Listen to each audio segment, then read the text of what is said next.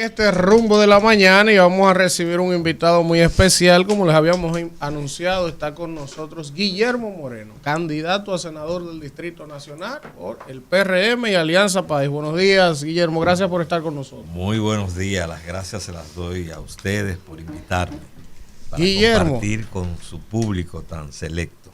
Guillermo, vamos a iniciar esta conversación y quiero que dividamos la entrevista en dos, para que salgamos de eso rápido, porque es obligado a hacerle la pregunta. Entonces después vamos a hablar de su propuesta, de su visión de la ciudad, pero es imposible no preguntarle estas cosas sin ningún ánimo de molestar. Salgamos de eso rápido.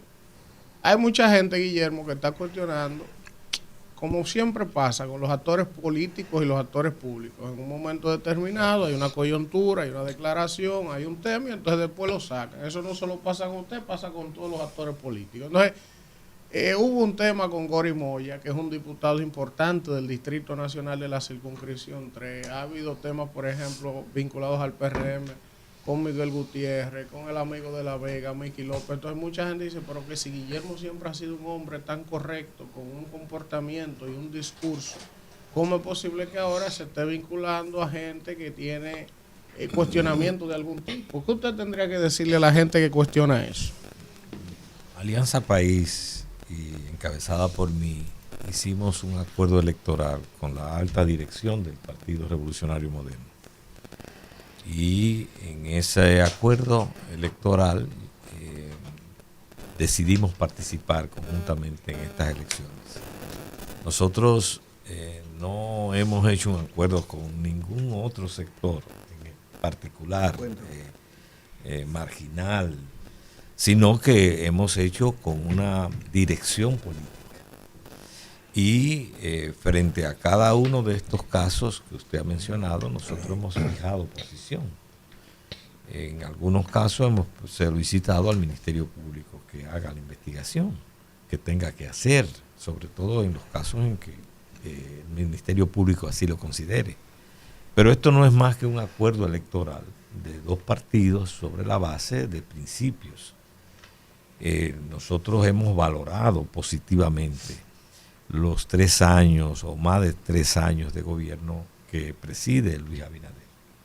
Hemos valorado su esfuerzo por la transparencia, hemos valorado su énfasis en la honestidad, hemos valorado su actitud para fortalecer la institucionalidad democrática en este país, y sobre la base de esas coincidencias, nosotros entonces hemos impulsado un acuerdo político de 2 organizaciones políticas.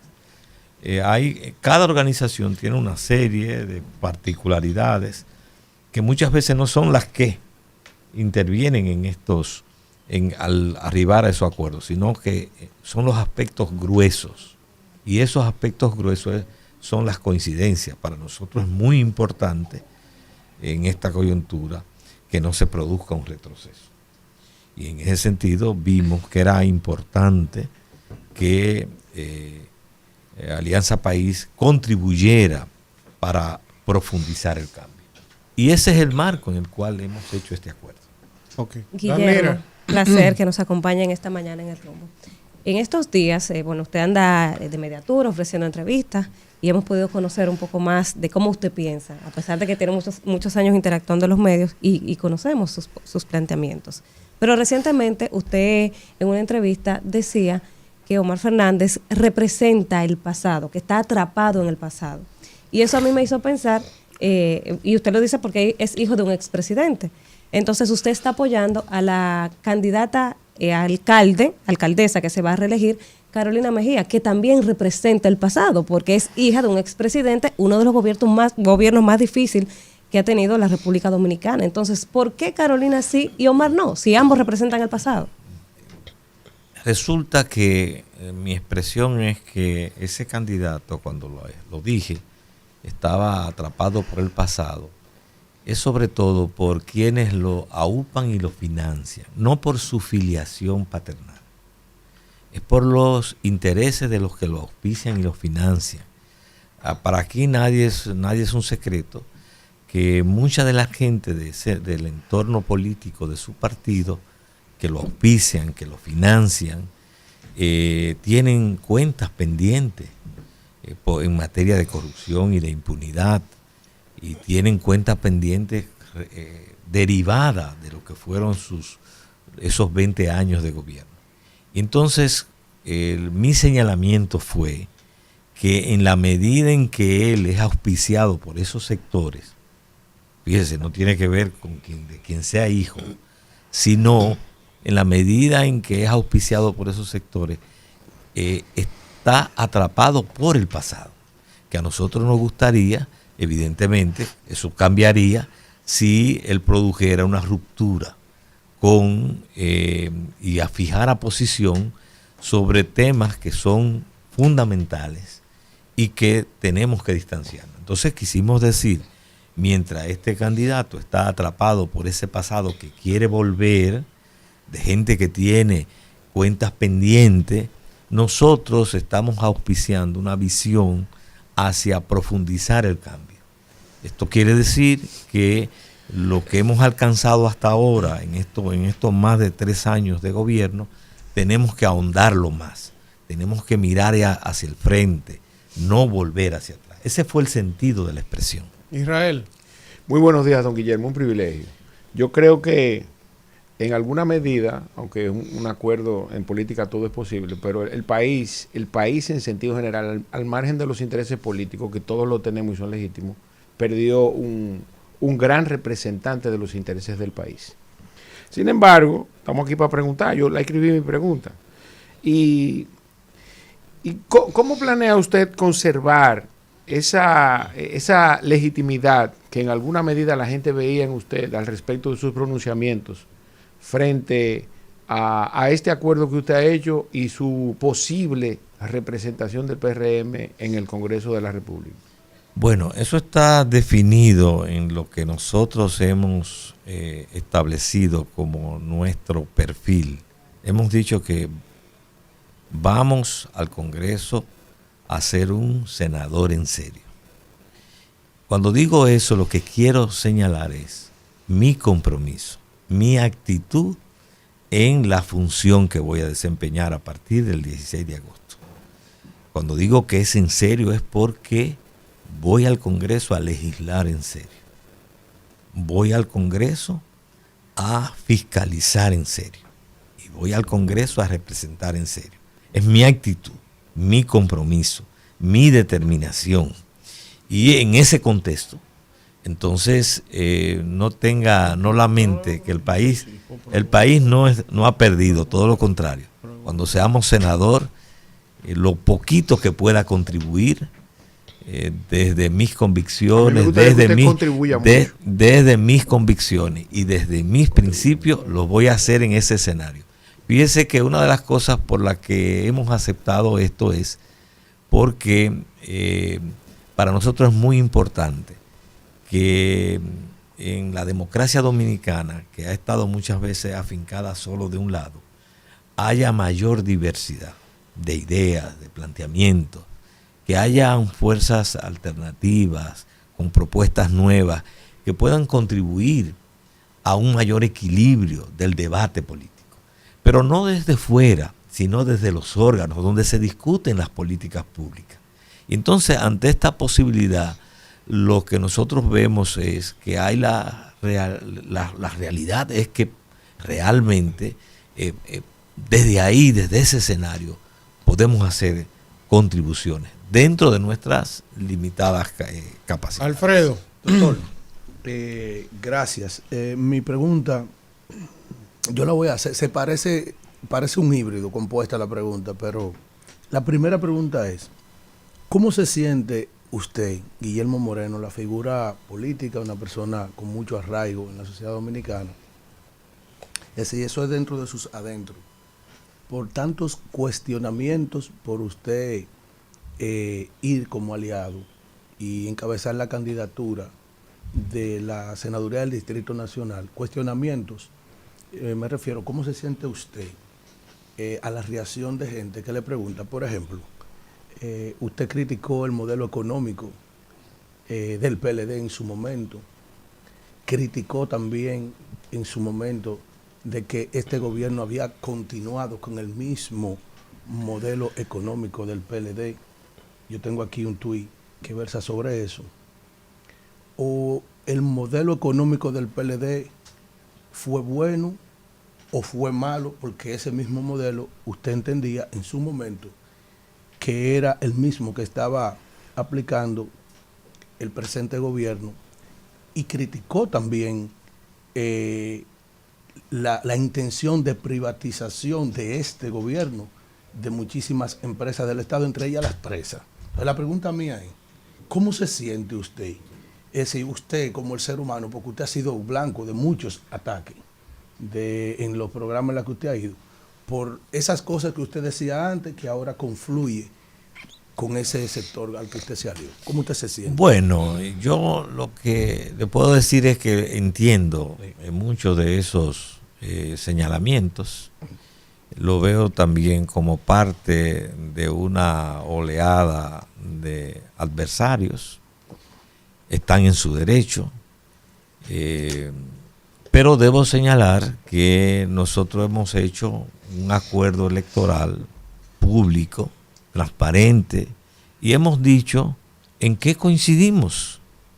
Ahora no nos hemos suprimido, no hemos tomado la cabeza y la hemos puesto al lado y hemos dicho, renegamos de lo que decimos. Nosotros seguimos creyendo en las cosas que creemos y teniendo las actitudes que hemos levantado. Ahora, sí hemos hecho un acuerdo, pero ¿por qué hemos hecho un acuerdo? Como acabo de señalar, porque identificamos coincidencias. La política no se construye sobre la base de idealismo solo, sino sobre realidades. Nosotros en un escenario concreto que tiene la República Dominicana en el año 2024, teníamos la posibilidad de ir intentamos incluso, desde enero estábamos en una mesa para conformar una propuesta alternativa. Porque esa era nuestra impronta inicial. Y ahí confluimos varias organizaciones y estábamos impulsando. Y eso fueron muchas horas. Pero en junio eso no fructificó y veíamos que no podíamos quedar ausentes de la coyuntura. Y en ese contexto entonces hicimos el análisis que se hace y vimos entonces que teníamos esos puntos de coincidencia que posibilitaban un acuerdo. Y entonces a partir de ahí, ese aspecto de que efectivamente ha estado presente siempre una amenaza de retroceso, de volver atrás, de que se vuelvan a reproducir esos gobiernos en los cuales primó el enriquecimiento ilícito, el partido Estado, donde el presupuesto se convirtió en un plan de negocios en cada ministerio, salvo excepciones, donde hubo mucha impunidad, donde los órganos de poder fueron y parte de las altas cortes fueron asimiladas y secuestradas, donde un presidente se permitía poner a su socio de oficina privada como presidente de la Suprema y poner al que administraba su oficina privada al mismo tiempo como procurador general de la República. Es decir, transportó su oficina privada de abogados a la Procuraduría y a la Suprema Corte de Justicia. Cuando esas cosas sucedían y cuando hay la posibilidad de que eso pueda retornar, entonces había que hacer todo lo que el granito de arena que Alianza País podía contribuir para que eso no volviera. Pero al mismo tiempo encontramos otro aspecto, y es que este gobierno ha hecho un énfasis en el tema de la transparencia, ha hecho un énfasis en el tema de la honestidad, lo ha marcado como un sesgo, como una marca. Para nosotros eso es positivo porque crea una subjetividad dentro de la población y dentro del mismo gobierno. Si esos son 5 milímetros que avanzamos o 5 kilómetros, eso no podemos volver atrás. Tenemos que profundizarlo. Entonces ese es el otro aspecto.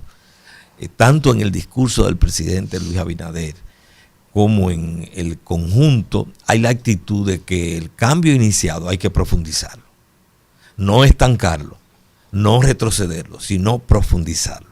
Entonces, sobre la base de eso, nosotros hemos hecho un acuerdo electoral y lo hemos hecho de manera sincera, transparente, llana, a sabiendas de que somos dos organizaciones diferentes, que mantenemos nuestras identidades, pero que podemos caminar juntos. Kimberly. Doctor, muchas gracias por estar aquí acompañándonos en este espacio. No, después que ustedes dan su discurso, entonces ahora que llegamos nosotros, Nadie ha dado discurso. Todo el mundo va a la Sí, pregunta. ustedes son Ustedes 4. tienen un problema si tienen un discurso antes de la pregunta. Doctor, la verdad es que la oposición siempre va a tener que hablar, porque eso es la oposición, ¿verdad? Y ha tratado de desnotar esta alianza, porque su figura le aporta mucho a esta alianza. El nombre suyo es respetado en todo el país, de manera que no podía haber mejor figura para postular esa candidatura en el Distrito Nacional.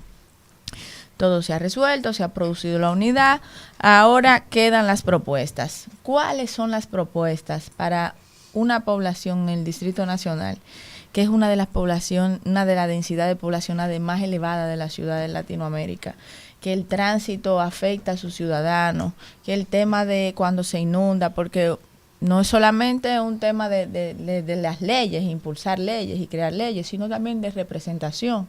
Entonces, en ese sentido, ¿cuáles son sus propuestas para los ciudadanos del Distrito Nacional? Más allá de esos 4 ataques feroces que usted ha recibido anteriormente. No, Desarrolla. Debo decirte que realmente... Ataques feroces. Nadie lo ha atacado. Debo No, decirte que ha sido... aquí. Bueno, porque debo decirte que he recibido un trato Gracias, doctor. muy distinguido de todos. Mire, nosotros hay algo que tenemos un compromiso con los capitaleños y que quiero hacer un énfasis especial desde la senaduría, y es la titulación de los barrios pobres y populosos, donde sus habitantes tienen una propiedad muy precaria o precaria. Ese es un compromiso que ha asumido de impulsarlo. Va a requerir evidentemente una coordinación con el gobierno central, porque en muchos de esos casos se trata de barrios que hace décadas eran fincas particulares que tienen sus propietarios, aunque sus propietarios originales murieran, pero que luego sus herederos son los legítimos propietarios, y que tienen entonces que darse los pasos para que se produzca esa titulación. Ya hay algunos casos en que se ha empezado, pero la idea nuestra es que eso se generalice. ¿Por qué?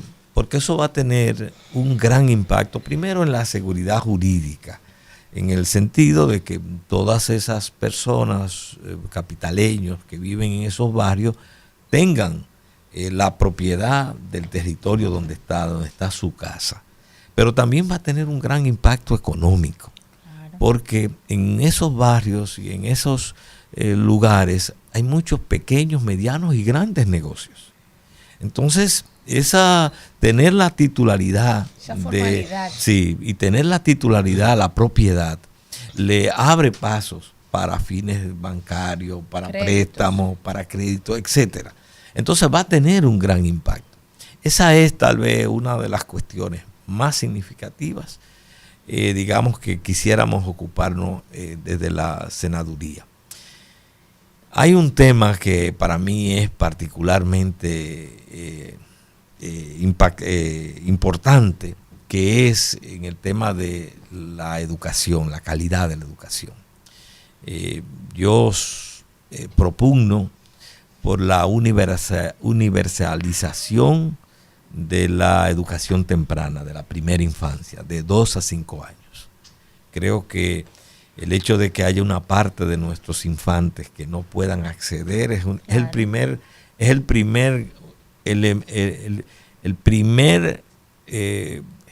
acto de injusticia que cometemos frente a nuestra niñez. Entonces yo quiero que el distrito vamos a hacer todo un esfuerzo para que aquí en la capital sea el plan piloto donde se universalice la educación temprana de 2 a 5 años para todos los infantes, para todos los niños, de tal manera que nosotros podamos posibilitar que en el momento en que se está formando el cerebro de nuestros niños, ellos reciban los estímulos cognitivos y además el impacto que eso también va a tener en la familia, porque si los niños van a recibir esa educación, también liberan a los padres de poder también del trabajo, no tendrán que quedarse con una vecina, Exacto. no tendrán que quedarse con la abuela, es decir, que tienen un impacto también económico en términos de la familia. También tiene mucho impacto en términos de la prevención de enfermedades, porque en esos lugares también se le vacuna y todos los elementos que están envueltos en esto. Y la otra cuestión que tiene que ver con la educación, que también es una aspiración mía, es la conversión de los liceos de medios o de secundaria en liceos politécnicos. Y fíjense que estoy haciendo un énfasis en 2 momentos. Estoy haciendo un énfasis en lo que es la puerta de entrada a la educación pública, que es la primera infancia, la educación de la temprana edad o educación temprana, y en la salida.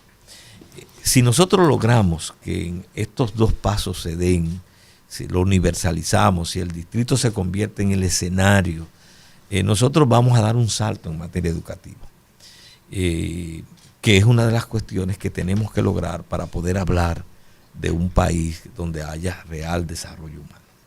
Elías. Bien, gracias Guillermo por tenerlo aquí, un placer. Los pasos en política yo sé que no se inventan y Luis ha demostrado que es un armador. Yo sé que este paso fue inteligente. ¿Cómo van los números? Yo sé que Luis le ha enseñado, mira Guillermo, mira cómo que tú estás full. ¿Cómo van los números? Dígale aquí al Distrito Nacional para que vean. Bueno, la realidad es que las encuestas se están haciendo, porque ustedes saben que la proclamación fue el domingo 14. Sí. Y entonces no nos gusta especular, nos gusta que las cosas sean lo más ciertas, Un hombre más de cercano. ciencia. No, y en ese contexto, el 14 que se hizo la proclamación, es a partir de ahí que hemos comenzado a hacer la investigación de campo para establecer en cuál es la posición que estamos realmente, porque anteriormente no se podían hacer las encuestas, porque usted no puede encuestar un rumor y un candidato.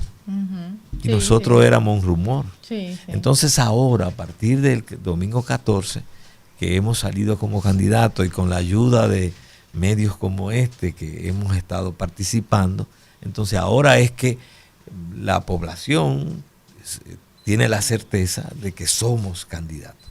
Entonces ahora es que se está haciendo esa investigación de campo. Inmediatamente tengamos los números, se lo vamos a decir con total transparencia. Yo quiero aprovechar para preguntarle 2 cosas. Primero, pongamos un escenario hipotético. 17 de febrero, ¿verdad? Son las elecciones. 18. La de mayo. 19 de mayo. Ganó Guillermo Moreno la senaduría del distrito. Supongamos un escenario, ¿verdad? Cuando usted tome posesión en agosto de este año, si así ocurriese, ¿qué tipo de senador usted va a ser? Porque usted me ha recalcado mucho un asunto. Ahora, le hago la pregunta por lo siguiente. Una de las cosas que se ha establecido y que uno ha podido entender de la situación de su antecesor en el puesto como Faride, fue que Faride, cuando fue diputada en oposición, fue muy incisiva, agresiva, cuestionando préstamos, cuestionando privatizaciones, cuestionándolo todo. Y eso le dio una popularidad a nivel de la opinión pública que la gente ya veía a Faride presidencial. Por las posturas fuertes que asumió en su rol de mujer, joven, aguerrida. Sin embargo, cuando llega al Senado, entonces tiene que desdecirse de muchas de las críticas que hacía, y hay gente que entiende que eso terminó afectándola a ella. Entonces le hago la pregunta por lo siguiente. Si usted gana la senaduría, ¿usted va a ser un senador crítico, del mismo gobierno, si tiene que serlo en algún momento, va a fijar posturas en función de lo que usted cree, o usted, fruto del acuerdo electoral, va a tener que manejarse. Eso por un lado. Lo otro, la ley del DNI. ¿Cuál es su ponderación y su opinión con relación a eso? Vamos a ver. Miren, no hay dos Guillermo Moreno en mí, hay uno. Yo lamentablemente no puedo hacer como Superman, que se despeina un poquito aquí y se convierte en Clark Kent.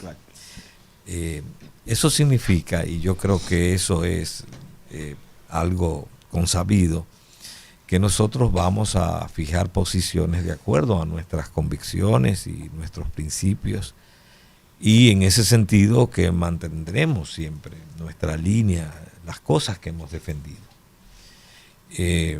Claro, siempre reitero, el Senado es un órgano colegiado y nosotros vamos en la actitud de buscar consensos en muchas cosas, en los cuales unos proyectos provendrán de senadores de la oposición, otros proyectos provendrán del Poder Ejecutivo, eventualmente hay una iniciativa legislativa, etcétera. Pero allí, que somos 32, tenemos que buscar consenso, porque nadie tiene la verdad absoluta. Podemos tener una parte de la verdad y vamos a buscar, esa es la actitud. Ahora, cada uno lo va a hacer desde sus principios y hay cosas que nosotros siempre vamos a estar defendiendo y vamos a estar levantando, porque esa es, digamos, nuestra naturaleza y nuestro compromiso. Por eso he dicho que tenemos que legislar en serio. Una de las cosas más comprometedoras, de mayor responsabilidad, es hacer leyes, porque ustedes saben lo que implica que cuando esa ley se elabora y se promulga, obliga a más de 10 millones de personas. Eso es un poder muy grande que tienen los legisladores, que simplemente cuando elaboran ese texto nos obligan a todos. Entonces eso hay que hacerlo muy en serio. Pero además el Poder Ejecutivo necesita de que haya un equilibrio, de que haya alguien desde fuera de él que también le fiscalice, porque eso le va a ayudar en su labor. La verdadera equilibrio de poder y la verdadera separación de poder proviene de que el Congreso haga su papel de equilibrio. Y además la ciudadanía requiere de representantes que se conviertan en su voz. Entonces por eso tenemos que abrir las oficinas de los senadores, de los diputados, para que la gente plantee sus problemas. Nosotros tenemos que convertir y trabajar para que esta no sea una democracia solo electoral, donde el ciudadano se limita solamente cada 4 años, su participación democrática es que cada 4 años ejerce un voto. No, la democracia tiene que ser algo próximo, de todos los días, donde la gente haga los reclamos y donde nosotros, los representantes, seamos su voz, seamos su rostro. Guillermo, esa es la actitud. Ahora, en relación a la segunda pregunta. La ley del DNI. Vamos a ver. Nosotros decimos que esa ley tiene que ser reformada, porque contiene aspectos que coliden con aspectos de la Constitución o que se prestan a que haya contradicción con derechos ya consagrados en la Constitución. Y en ese contexto, tal vez uno de los aspectos más significativos es la posibilidad de poder solicitar información de las personas por una agencia ejecutiva, en este caso el DNI, sin que se haya especificado de manera clara, de manera precisa, que eso tiene que hacerse por la mediación del control judicial, por la mediación de un juez. Porque ¿cuál es la garantía que tenemos todos los ciudadanos de nuestros derechos? Que un árbitro nos dé esa garantía. Que un árbitro esté vigilando de que cada vez que alguien va a querer privarnos de nuestra libertad o de algo que nos pertenece, ese árbitro, que es un juez, sea el que le diga al Ministerio Público, a esa agencia ejecutiva, sí, ahí lo examine y diga, sí, hay elementos para que pinchemos, se le intervenga el teléfono, o hay elementos para acceder a esa información, pero que lo haga un juez. Entonces, la falta de claridad en ese aspecto es algo que nosotros tenemos que, para que no haya duda, para que no esté sujeto a la posibilidad de que lo interprete el que la va a aplicar, que unas veces la aplicará más hacia un lado y otras veces hacia otro. Por eso necesitamos que en la ley eso se especifique. Y yo pienso que, debo decir que no me parece que en el Congreso fue que metieron gato por liebre. Yo pienso que se pasó. No se tuvo todo el rigor en el examen de la ley. Y en ese contexto, ahora lo que nos corresponde es corregir la ley, no hacer más alaraca, corregir la ley. Así es. Guillermo, usted sabe que en los últimos procesos las redes sociales han jugado un papel fundamental. El Twitter sobre todo, y la gente aprovecha para ver lo que decían los políticos, lo que dicen ahora y demás. Hace menos de un año, usted decía en Twitter que esta administración, aprovechando el tema de la pandemia, ha excedido tomando préstamos y endeudando al país. Y el ejemplo es, a una distancia lejos de la pandemia, sigue tomando préstamos. Esto usted lo dijo en abril del año pasado. En ese sentido, mi pregunta es, mirando los préstamos que ha tenido esta administración, ¿cómo califica usted el gobierno de Luis Abinader? Si está administrando mal, o si es mal administrador o buen administrador de los recursos. Mire, lo que yo quiero señalar es que siempre he tenido la posición de que todo préstamo no necesariamente es malo. Sobre todo hay préstamos en los cuales pueden tener y van a tener un impacto, digamos, en un modelo de desarrollo productivo, para decir algo, y van a tener un retorno, y entonces esos préstamos pueden ser beneficiosos.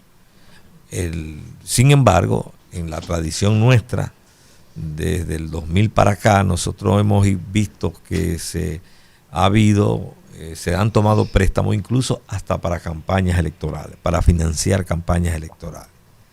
Un caso significativo fue, por ejemplo, el caso de la Sonland, donde todavía no sabemos en qué se invirtió y además no pasó por el Congreso. Cosas así han pasado, y eso hace que nosotros tengamos siempre que ser muy precavidos en términos de la adopción de préstamos, porque finalmente, y es algo que hay que siempre repetir, cuando los préstamos que toman las generaciones vivas es poniéndole una carga a las generaciones por venir. Y por eso es que tiene que ser, los préstamos el endeudamiento tiene que ser algo de mucha responsabilidad. Pero mi pregunta es si es buen o mal administrador. Estamos hablando de los préstamos. Entonces, una de las cosas que yo voy a impulsar del Congreso es que se haga una auditoría de los préstamos que se han tomado del 2000 hacia el presente. Porque finalmente lo que vamos a tener que ver es, de los préstamos que se han tomado, qué es lo que se ha hecho con ellos, para que podamos tener una evaluación real de cuáles endeudamientos han sido negativos y cuáles endeudamientos han tenido un saldo positivo. Yo pienso que este gobierno ha sido un administrador eficaz, porque recordemos que este gobierno empezó en unas circunstancias que fueron muy adversas, y en ese contexto, en esas circunstancias adversas, desarrolló iniciativas que fueron fruto de esa coyuntura. Incluso puedo señalar, creo que lo señalé en algún momento anteriormente, hace unos años, que la circunstancia de la pandemia fue tan impactante que modificó el programa de gobierno que originalmente se había planteado y se había ofertado durante la campaña, porque la vida hizo varió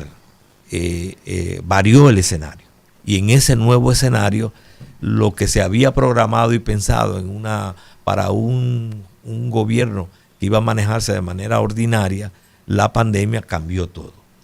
Y no tengo que abundar sobre todo lo que impactó la pandemia. Y en ese sentido, lo más importante es que apenas 3 años después de ocurrir la pandemia, nosotros podemos hablar de que no solamente superamos en materia de salud la pandemia, sino también que ha habido avances importantes y desarrollos importantes. Bueno, recordar que estamos conversando, para quienes nos escuchan por radio, con Guillermo Moreno, candidato a senador del Distrito Nacional por Alianza País y el PRM. Ya estamos llegando casi a la parte final de la conversación.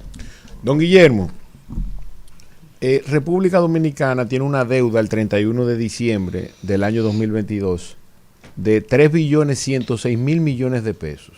Y el resultado de eso es un patrimonio negativo de 908.000 pesos.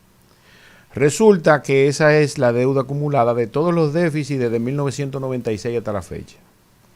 ¿Qué pasa con eso? Que el mal manejo de las finanzas públicas, me refiero a la responsabilidad fiscal que supone tener cada presidente que asume esa responsabilidad, pues una vez llega, eso no excluye a ninguno, Leonel, Hipólito, Danilo y ahora Luis Abinader en los 3 años que tiene, no lo excluye a ninguno. Ese manejo irresponsable de las finanzas públicas ha dado como resultado eso, y que tengamos una carga financiera tan alta partiendo de los recursos que recauda el Estado Dominicano. Mi pregunta es la siguiente: ¿usted como senador promovería legislaciones relacionadas con que legalmente se instituya, por ejemplo, cuánto se debe invertir en gasto corriente, cuánto en inversión pública, por ejemplo? También ponerle un tope de endeudamiento en función a las recaudaciones, no al Producto Interno Bruto. Y que en alguna medida haga que los gobernantes sean responsables desde el punto de vista fiscal. Totalmente de acuerdo en el planteamiento suyo. Es decir, nosotros tenemos que asumir el endeudamiento con mucha responsabilidad.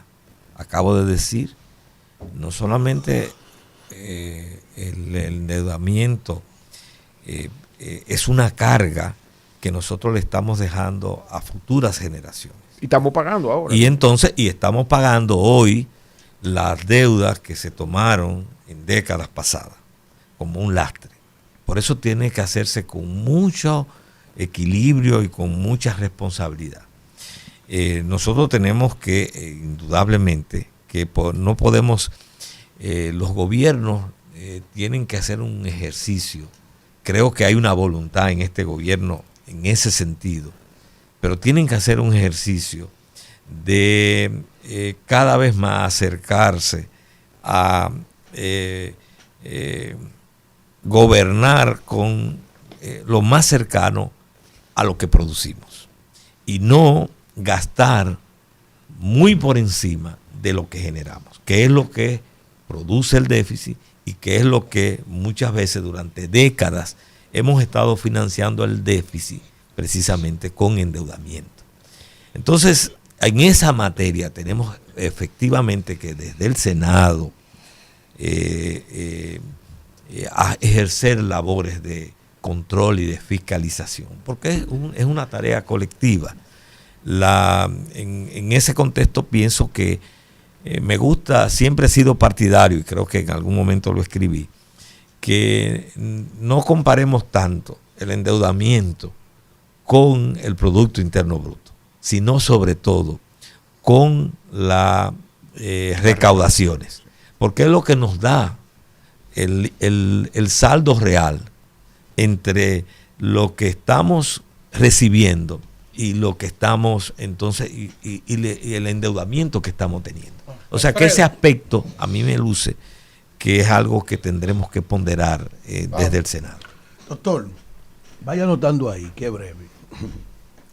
Recientemente, usted sabe que usted va para un terreno bastante movedizo, que es el Congreso, de usted alzarse con la nominación a la senaduría. Y quiero saber su opinión sobre esto. Recientemente, hubo un tremendo debate en el Congreso y el país completo por el contrato de Aerodón.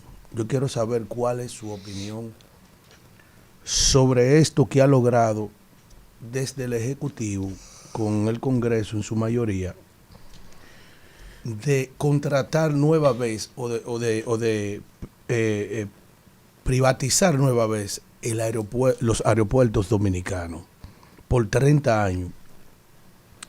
La crítica ha sido de que la mayoría entiende que eso debió ir a una licitación nacional e internacional para nosotros poder conseguir la mejor oferta.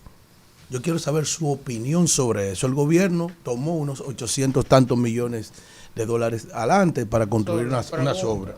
Eso mismo es que él opine, espérese, profesor.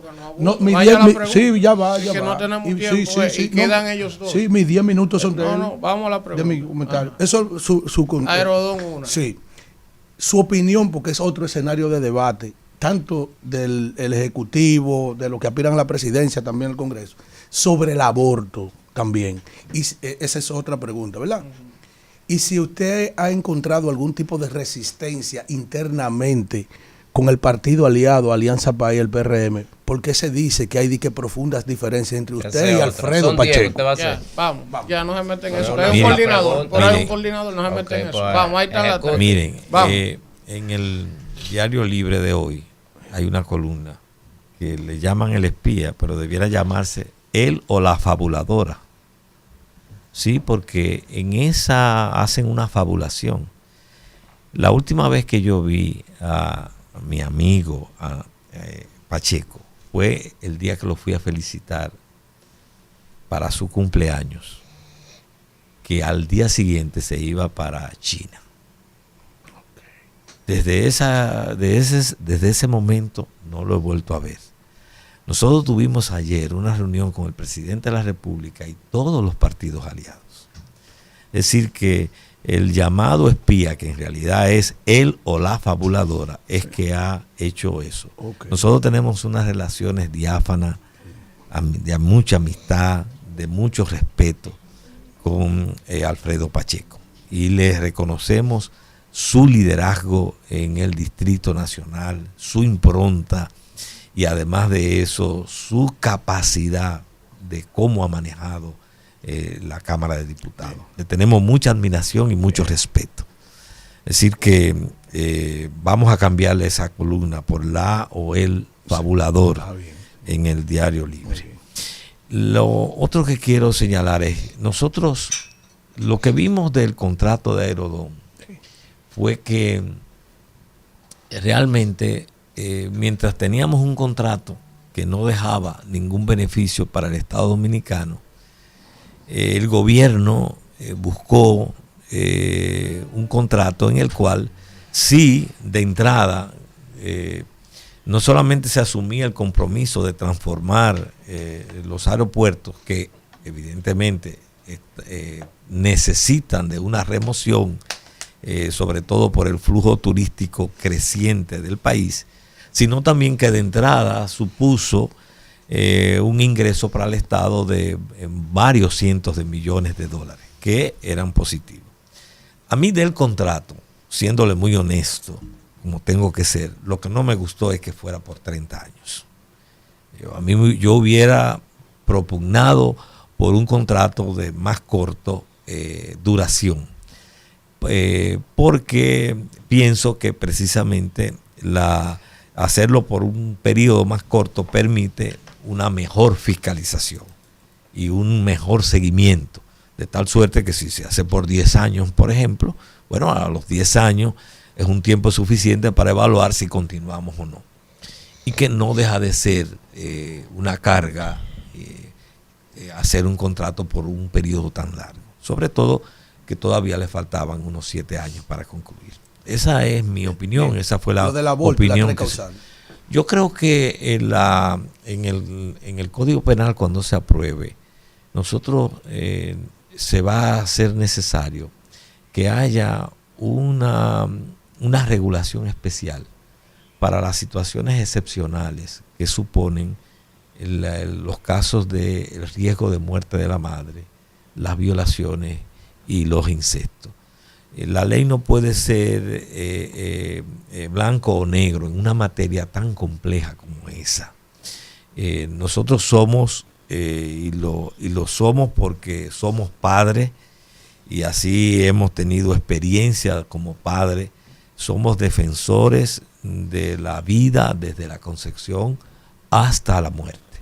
Pero creemos, y así funciona el derecho, así funcionan las leyes, creemos que esa prohibición tiene que tener regulaciones especiales en esas situaciones excepcionales de riesgo de la vida de la madre que está embarazada. Kimberly, la última.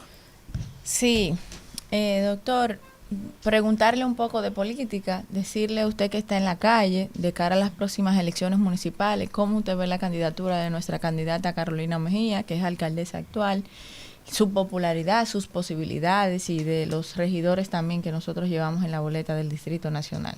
Y de cara a las elecciones de mayo, cómo usted ve la evaluación de la agenda del Distrito Nacional de la gestión de gobierno de Luis Abinader. Bueno, lo de Carolina es un fenómeno. Es nuestra alcaldesa, nosotros la apoyamos, porque como de seguro sabes, el acuerdo electoral entre Alianza País y el Partido Revolucionario Moderno implicó el apoyo a muchas alcaldías y senadurías y diputaciones. Y una de ellas es, nosotros asumimos la alcaldía, el apoyo a la alcaldía del Distrito Nacional. Y como te decía, es un fenómeno. Las encuestas que salen y que uno ha visto la colocan por encima del 70%. Y con encuestas incluso confiables. Nosotros, una de las tareas que tenemos en los próximos días es precisamente integrarnos y participar y darle nuestro apoyo para apuntalar más, para empujar el triunfo de Carolina Mejía, que de seguro es ya la continuidad en la alcaldía del Distrito Nacional. Elías, gracias. La última. Ha estado muy callado. Sí, sí, hay que tratarlo bien. Así debe ser. Hay que tratarlo bien. No lo provoque. No, no lo provoco. Hay que cuidar a Guillermo. Guillermo es un presidenciable. Hay que cuidarlo. Por favor, no. Yo mira, Guillermo. Farideh Raful, ¿qué usted piensa de ella? ¿Usted ha hablado con ella estos días? Bueno, no hemos hablado últimamente, pero yo tengo una gran admiración por Farideh. Debo decir que nosotros apoyamos la senaduría de Farideh en el 2020. Fuimos el partido que más votos le aportó después del PRM.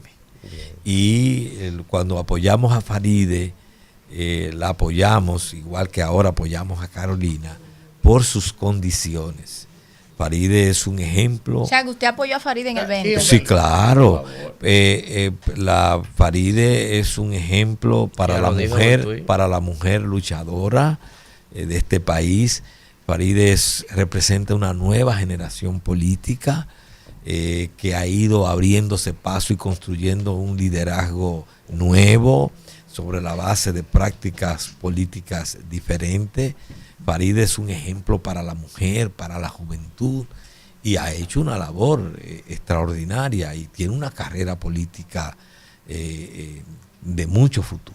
Gracias. Nosotros somos grandes admiradores. Farideh, llámame a Guillermo Moreno. Gracias, Elías. Gracias, Gracias. Guillermo, por estar con nosotros. Gracias, a ustedes doctor. vamos a un contacto y regresamos con más del Rumbo de la Mañana.